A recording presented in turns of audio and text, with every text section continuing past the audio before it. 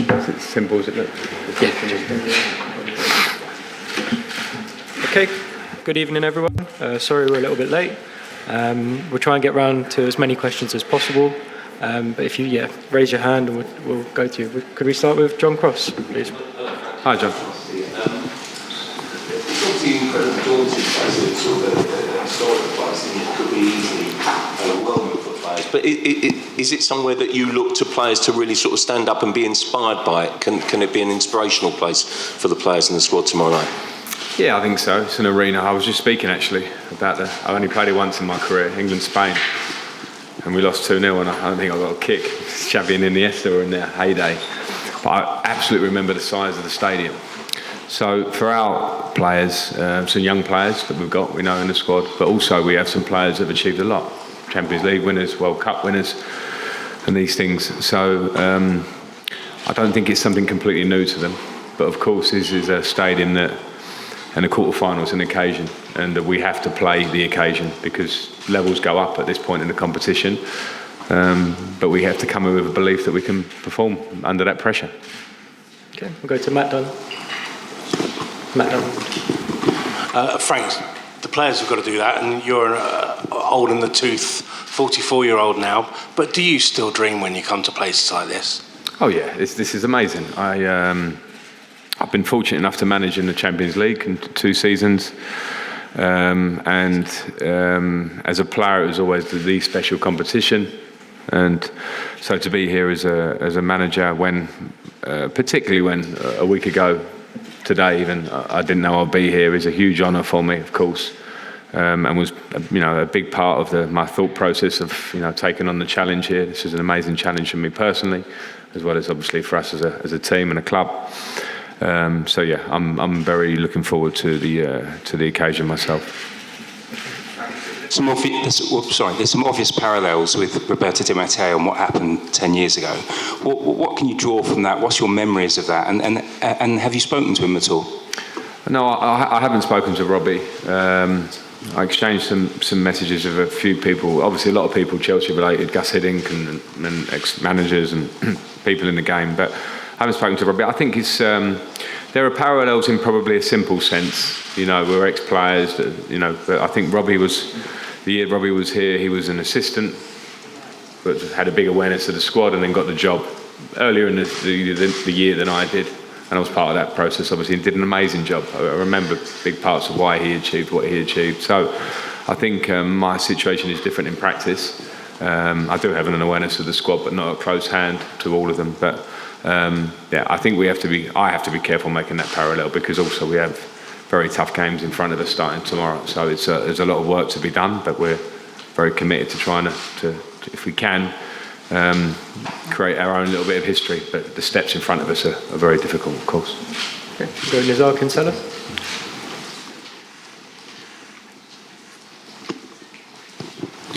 Hi Frank, this squad seems to perform better in the Champions League than the Premier League. Is there something about this competition or this group of players even that sort of plays better in Europe than they do in the league? I'm not sure. I understand the question, and if you isolate this year as well, because I've viewed it from the outside, and I think there have been challenges this year, and the Premier League is also one of the greatest challenges in world football, because it's tough week in, week out, and those challenges have obviously taken us to a place where we don't want to be as Chelsea Football Club. So I think in the Champions League sometimes it offers you a bit of escapism from that, a different speed of game, knockout football. Those things can all contribute to getting a different success in the same season. I think when you get to this stage in the competition, I think you're playing teams of the level of Real Madrid, teams of the level who will be waiting for either team in the semi-final. So I think now the comparisons are sort of pretty worthless. It's all about what's in front of you. Gary? Frank, hello, back here. Hi. I've not seen you, so congratulations. Thanks. A couple of questions in one. Reports that Todd Boehly took advice from James Corden about appointing you. And when it comes to winning this competition, are Real Madrid in a league of their own? Wow. I saw the headline of James Corden, and I'm absolutely not aware whether it's true or not. But it's obviously a great headline to put together with casually from the outside. So I think when I look at the success of Todd Boehly, the owners of Chelsea Football Club, I think you have to respect that success and respect the idea that they will probably make decisions based more than a conversation with one person. So that's as much as I'm going to give your two questions.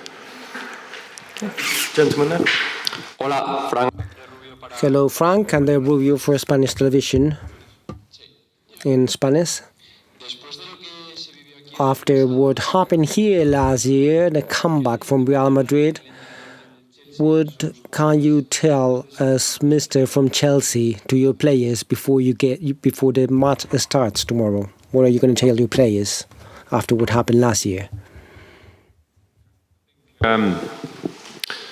Every new year in football brings a new story, and so I think it's the year before that, Chelsea came here and was successful in the Champions League in the knockout stage.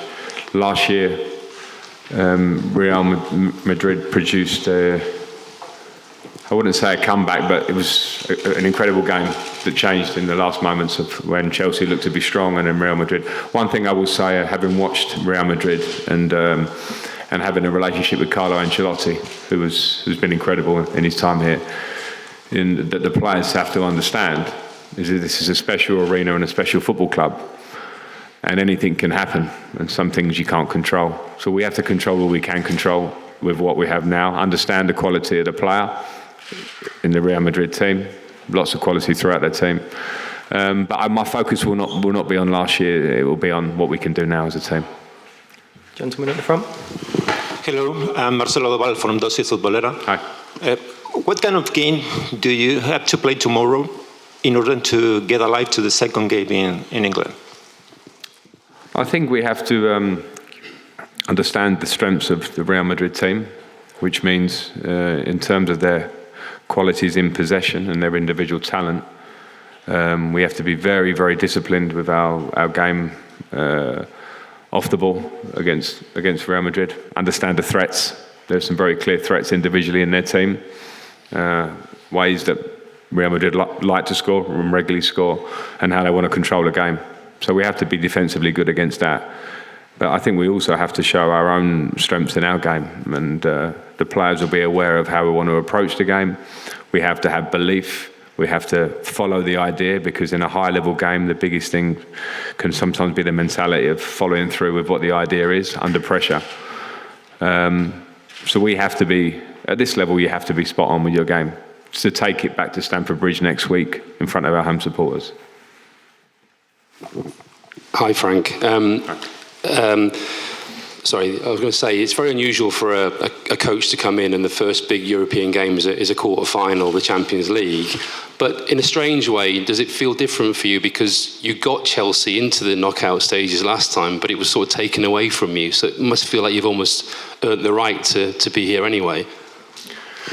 I don't link them. I know my part played in the last success, and it ended when I left the club as far as I was concerned, but my part was probably more than anything qualifying for the Champions League the year before in a tough season with a young squad. And that was, you know, we went through the group stage, but very clearly my time ended, and full credit to Thomas and the team from then on. So I don't link them. I'm just very proud to come back, you know, and manage the team at this time to try and help, because we also have the league games till the end of the season to try and work with the younger players, develop a little bit, but also importantly try and get results. So I'm just very happy, but I don't link it to the past. But I can take. I know I've managed in this competition before. I know I've managed against big teams in this competition before. So I'm not daunted at all by the fact. In fact, I'm more excited than anything that I get the opportunity. Tom? Frank, you mentioned about the aura of playing in the Bernabeu, and also earlier about the fact there are some young players in your team and squad, but also players who have made a load of achievements. But do you have the leaders in the squad as well? Because it is a young team, isn't it? So do you have the leaders to deal with that this environment, and get the team through it? Well, I think you can only become a leader in action. You know, it's no point in being called a leader until you show why and how you do it on the pitch. And I understand your question in the point that we have a lot of players who have a lot of titles, so we can't call ourselves, you know, completely young, because if I go through the squad, I can see a lot. But also in terms of natural leaders, I think modern leaders have changed in the game, in the dressing room. I don't think we can ever try and look 10 or 15 years back and try and replicate what a squad was or what leaders were. But for sure, where we have, you know, brought in some younger players over the course of this season, we have to give them a chance to develop into being the leaders that we want them to be. So, you know, Enzo's doing the media through there, and you'll speak to him, but in him I see a leader. But he's 21, 22 years of age. I think it's very difficult for us to sort of really equate him to being that, so he'll have to find his way. Games like tomorrow are a great chance to perform and show that personality that makes you a proper leader.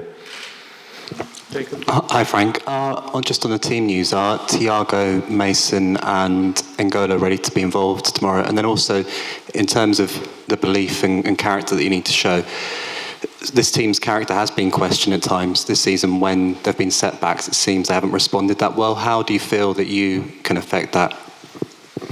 Well, they're all fit. The ones you mentioned are all in the squad. The three players you mentioned are good, and they're here. In terms of character, I think it's usual. It's normal in a season where a club like us falls below what the levels we want, that the character gets questioned. It's one of the first things probably to get questioned at times in defeat, more often than not. And the only thing the players can do is prove it on pitch, where people can view it and where they can see it. There's a lot of work that I and we do behind the scenes on the training pitch, around the dressing room, talking with the players. And you can only, my job is to convey to them the need to train at a level, to have a mentality at a certain level, individually and as a group. And then the rest I have to show it. It's no good, you can talk as much as you want, but the players have to show that sort of stuff on the pitch. So I'm absolutely not questioning the fact that I have a lot of character in that group, because I've seen the dressing room and I understand football, and there is character. Nobody wants to not win a football match, for instance. But sometimes players can take a hit on confidence, and something that can be a lack of confidence can look like a lack of character, things like that. So that's my job to quite quickly, because I've only been here a short time, to find those areas, find out which players need help, or the group, how it needs help, try and give it the help it needs, and then it's up to them. Hi Frank, just one about Ngolo. He's been one of the world's best midfielders for so many years, but there's never a guarantee a 32-year-old coming off a long injury layoff can get back to that level. Do you think he can get there, and just how important will he be for you tomorrow? I think Ngolo's a special player. And I understand what you mean when you talk about consistency, and the problem, the difficulties Ngolo's had recently are injuries. But in terms of coming back and playing at a really high level, I've witnessed him do it. He did it in the Super Cup final for me against Liverpool a few years ago. He had to pass a fitness test, hadn't trained for a long time, and he was best player on the pitch for 120 minutes, pretty much. So I think he has the capacity to do that, because he's a special player. So hopefully he can do that for us, because he's that high level of player. And when we miss him as a club, we miss him because of how good he is. So it's a positive for this, that he's back for sure. Okay, we'll do two more. Gentleman in the middle, and then finish with Simon Johnson. Aquí, Frank. Diego Plaza for El Chiringuito. You were talking about the individual quality of the squad from Real Madrid. I don't know what player of Real Madrid are you most worried about, and if you have a special plan to stop one of them, Vinicius, Benzema, Rodrigo, do you have a special plan to stop any of them, and which player is the one that you are most worried about? It's a difficult question to ask me to name one player, because once I start naming 1, 2, 3, you will ask about why not 4, 5, because it's a team of a lot of good individuals. I've got a huge amount of respect for the team. I think my biggest respect for the Real Madrid team and the success over the years is when I look at the players that have real longevity, that are serial winners.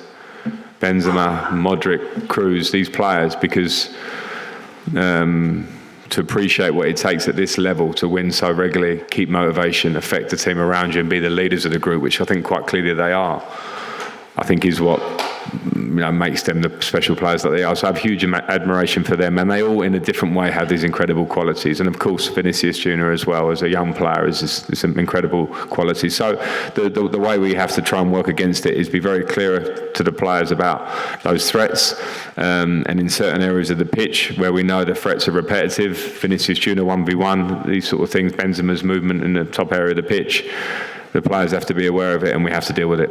But they're very high level players. Thank you. Final question, Simon Johnson. Hey Frank. Hi Simon. Just sort of wondering, can you play on the fact that Real Madrid are heavy favourites here, that they're the ones that are under more pressure, or are Chelsea the ones under pressure because this is the last chance you can win anything? And secondly, just touching on Tony Rudiger, obviously there's a player that played under you, just sort of like what you make of him as a player and how things were with you and him when you were together. Yeah, I think to the first half of the question, I think there's pressure on both teams because of the size of both clubs, and I think when you get to this stage, whatever the reason is, there'll be pressure. Are Real Madrid favourites? Yes. And I understand why, because of the difficulties of our season and those things. I don't think that's a problem. I think those things are fine. There's no better carrot in football than trying to prove people wrong or be an underdog and have a good result. I think it's one of the best things. I've been part of that, and on both sides actually. So I think that's a nice challenge for us. So I'm not worried about that. And in terms of the pressure, I'm not worried about that. Football at this level is pressure. And if you can't handle the pressure, then you're not a big club, or you're not a big player or participant in it. In the point of Tony Rudiger, I think Tony Rudiger's done fantastically well. When I last saw him as Everton manager against Chelsea, I wished him well. The Madrid move was happening at that time, and my relationship with him was fine. A lot of people obviously like to speculate on relationships outside a football club. And as a manager of Chelsea, which I was and which I am again now, you have 25, 27 players, you have decisions to make every week. Antonio Rudiger played a lot for me. But obviously our story ended and the story continued. As part of a successful Champions League winning team and was a big part in it. And now he had his move, so good luck to him. Good luck to any professional who works as hard as Tony had in his career I know his early part of his career, to be coming and playing for Chelsea and Real Madrid. But he deserves it. Okay, we'll end it there. Thank you, everyone. Thank you.